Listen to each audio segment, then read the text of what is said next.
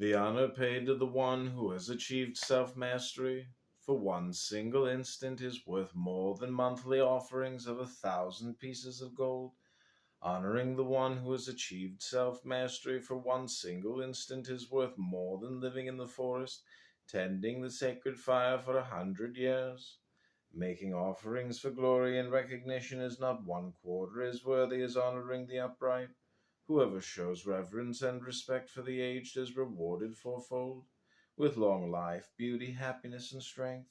Even a single day of a life lived virtuously and meditatively is worth more than 100 years lived wantonly and without discipline.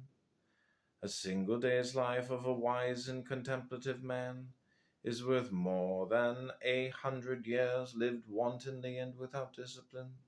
A single day's life of one who puts out great effort is better than a life of 100 years lived in idleness and sluggishness.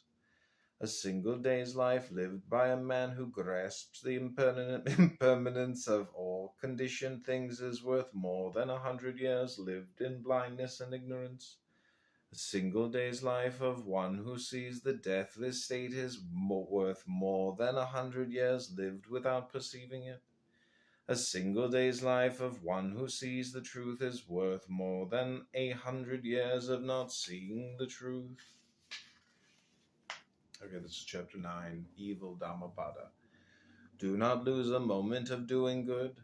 Protect your mind from evil. Whoever neglects doing good is inviting addiction to evil. If a man has mistakenly committed an evil deed, let him not repeat it. Let him not be addicted to evil, for it is the amassing of evil that brings misery. On the other hand, if a man does good, let him do it repeatedly. Let him put his heart into it.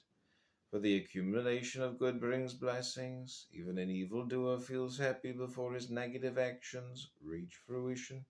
However, when the evil ripens, he will have a bountiful harvest of evil results. A good man sees what is unwholesome before his good deeds reach fruition. However, when the good ripens, he will have a bountiful harvest of good results. Don't underestimate evil, saying, "It can't happen to me." As the pot slowly fills up with water, drop by drop, so does the fool little by little become full of evil. Don't underestimate good, saying, "It can't happen to me." Water falling drop by drop will fill even a large pot. Likewise, the wise man accumulating good little by little becomes goodness itself. One should shun all evil as a merchant with treasure and